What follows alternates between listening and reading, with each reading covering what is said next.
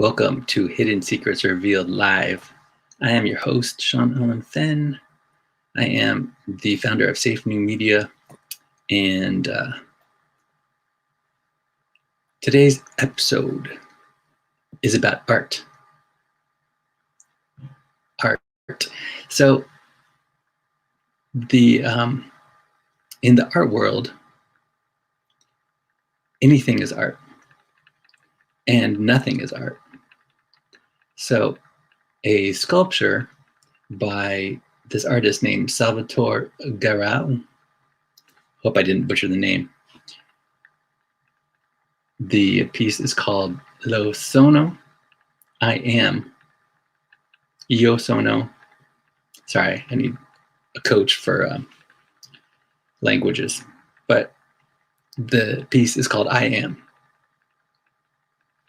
And it is a sculpture of nothing, which sold for $18,000 today on Hidden Secrets Revealed Live.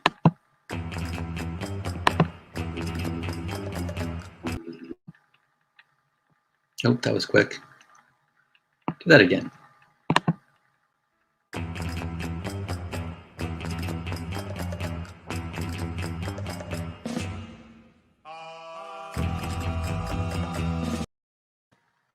The idea is simple. Every day I go live for about 10 minutes. We discuss digital marketing. And today we're talking about nothing.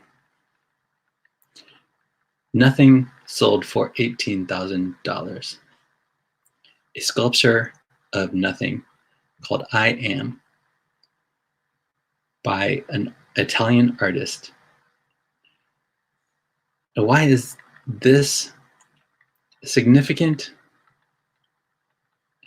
It's a demonstration of the power of marketing in a broad sense, in that with art, your audience is receptive and your audience accepts anything as art, depending on how it's marketed by the artist. By marketed, I know this is a very loose term for this context, but essentially this is a double meaning, but how the art is framed. I don't mean physical frame, but how the art is framed, how it's sold, how it's explained, introduced, presented, the angle it's coming at you from. That is marketing. That is in general terms.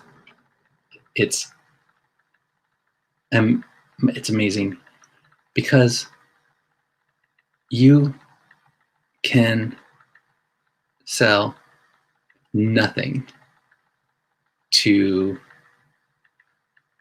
anyone, or you can sell something to nobody. I don't know if that's exactly how it's I don't know if it's coming across how I mean it, but this is nothing new. It's in the art world. Number one, I've talked about this before. In the art world, the whole machine of the marketplace is upside down from the rest of the world. So, in a sense, it is in this way. In that, in the art world, the value of the work is imparted by who buys it.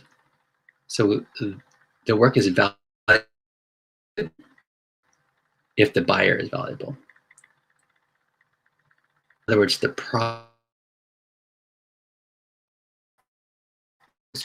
Do I need to switch it?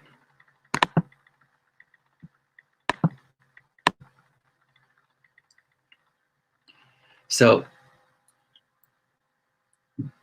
the provenance of the work gives it value. So who owns it gives it value, which is why art dealers will not sell to anyone.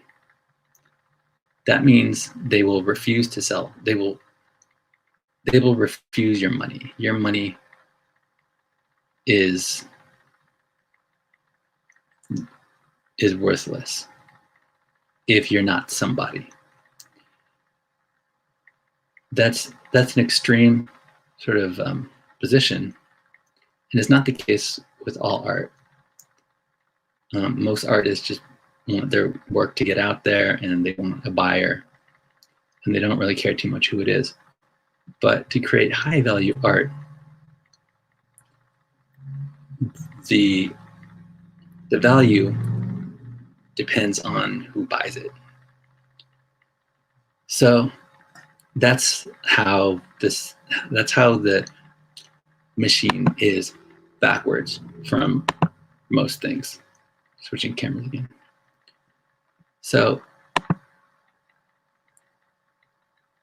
I don't know who bought this piece. The buyer could probably be anonymous.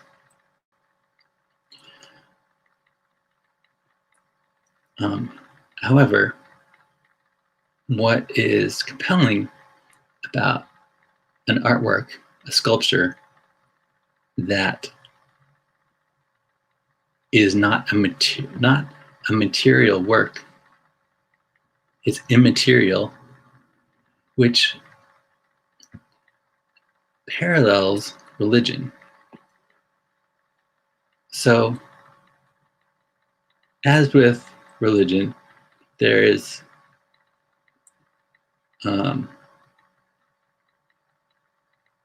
sort of a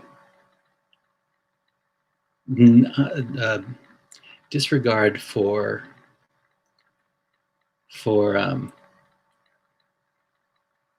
falsifiability. In other words, you can't prove that something is not art. You can't make a case that art is not art, even though in one sense we can discriminate between what is art and what is not art. But what it boils down to is the collector who buys it determines if it's art or not. For example, if something is designed to be useful, it is probably not art. It is utility, therefore it is design. This is how I discriminate between what is art and what is not art.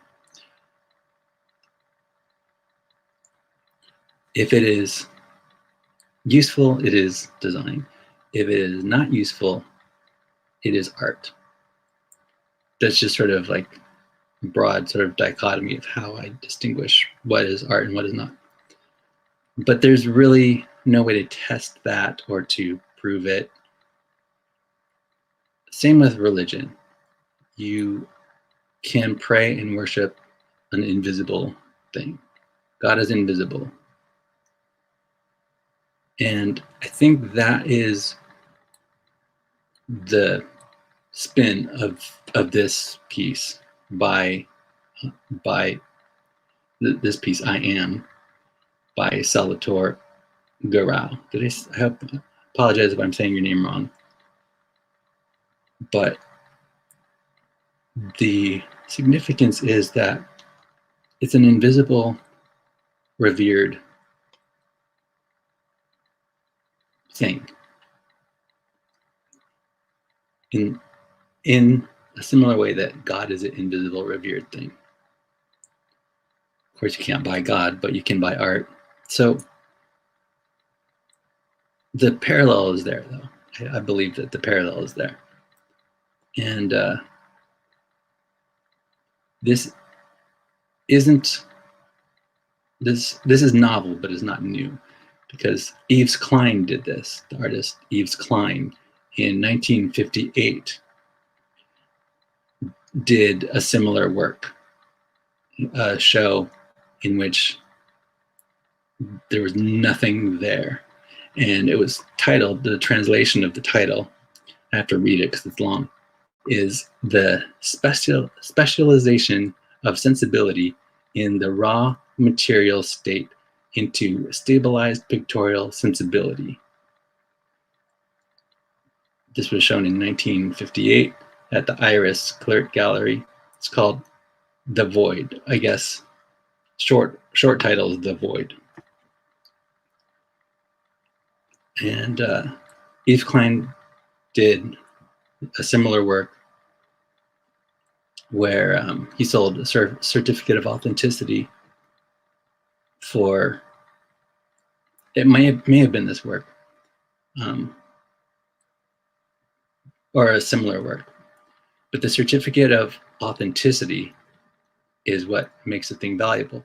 Now, this is exactly why NFTs are important, because they are essentially a certificate of authenticity for a non-physical work. So this is a thing, and it's interesting, isn't it? What do you think? Would you own artwork that was invisible? Because I think that would be very interesting, and I would love to know you if you would collect invisible art, because I have some to sell you. So that's all the time I have for today. I have spoken.